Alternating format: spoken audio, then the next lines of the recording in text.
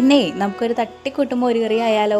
സാധാരണ 1:30 ആകുമ്പോഴത്തേക്കും ആൾ കഴിക്കാൻ വരും. അപ്പോൾ ഒരു 10:30-11 ആകുമ്പോഴത്തേക്കും ദേവുട്ടൻ്റെ കുളിയൊക്കെ കഴിഞ്ഞ് ഞാൻ ദേവുട്ടനെ കിടത്തി ഉറക്കിയതിന് ശേഷമാണ് അടുക്കളയിൽ എൻ്റെ ജോലികളിലേക്ക് കിടക്കുന്നുണ്ടാവുക. അപ്പോൾ ഇന്ന് ഞാൻ വീട്ടിലെന്താണോ ഉണ്ടാക്കുന്നത് അതാണ് ഞാൻ നിങ്ങളെയും കൂടി കാണിക്കുന്നത് കേട്ടോ. പക്ഷേ ഇന്ന് ദേവുട്ടൻ എന്നോട് ഒട്ടും സഹകരിക്കുന്നുണ്ടായിരുന്നില്ല. അതുകൊണ്ട് ഞാൻ ഓടി പിടിച്ചിട്ടുള്ളൊരു ഊണാണ് കേട്ടോ തയ്യാറാക്കിയിട്ടുള്ളത്. നിങ്ങളിതിനകത്ത് കായയുടെ അളവോ ഷേപ്പോ ഒന്നും നോക്കരുത് കേട്ടോ. കാര്യം എന്താ വെച്ചാൽ ഞാൻ 2 കറിക്കുള്ള കായ ഒന്നിച്ചാണ് എടുത്ത് അരിഞ്ഞ് വേവിച്ചിട്ടുള്ളത് കേട്ടോ. അതുകൊണ്ട് ഉപ്പും മഞ്ഞളും മാത്രമേ ഇട്ട് വേവിച്ചിട്ടുള്ളൂ. അതിലേക്ക് വെളുത്തുള്ളിയും ജീരകവും തേങ്ങയും കൂടി അരച്ച് ചേർത്ത് അരപ്പുപൊടി ഇട്ട് തൈരും കൂടി ഒഴിച്ച് തള വരാതെ വാങ്ങി വെച്ചിട്ട് കടുക് താളിച്ചൊഴിക്കുക ചെയ്യുക കേട്ടോ. കടുകും ഉലുവയും ഉണക്കമുളകും കറിവേപ്പിലയും ഇട്ട് ഒന്ന് മൂപ്പിച്ചതിന് ശേഷം മുളക് പൊടിയൊന്നും ചേർക്കാത്ത കൊണ്ട് കുറച്ച് മുളകും മഞ്ഞളും കൂടി മൂപ്പിച്ച് അതിനകത്തേക്ക് ഒഴിക്കുന്നുണ്ട് കേട്ടോ. അപ്പം നമ്മുടെ തട്ടിക്കൂട്ട് മോരുകറി റെഡി ആയിട്ടുണ്ട്.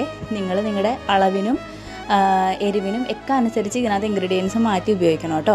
നമ്മളൊരു റെസിപ്പി കാണുമ്പോഴേ ഒരിക്കലും നമ്മൾ അതിനനുസരിച്ചിട്ടുള്ള അളവുകളിലേക്ക് നമ്മൾ ചുരുങ്ങി പോകരുത്. അതിൽ നമ്മുടെയും കൂടി എന്തെങ്കിലുമൊക്കെ കോൺട്രിബ്യൂഷൻസ് ഉണ്ടാകുമ്പോഴാണ് അത് നമ്മുടെ ഡിഷായിട്ട് മാറുക കേട്ടോ. അപ്പോഴേ തട്ടിക്കൂട്ട് മോരുകറി അത്യാവശ്യം കുഴപ്പമില്ലാതെ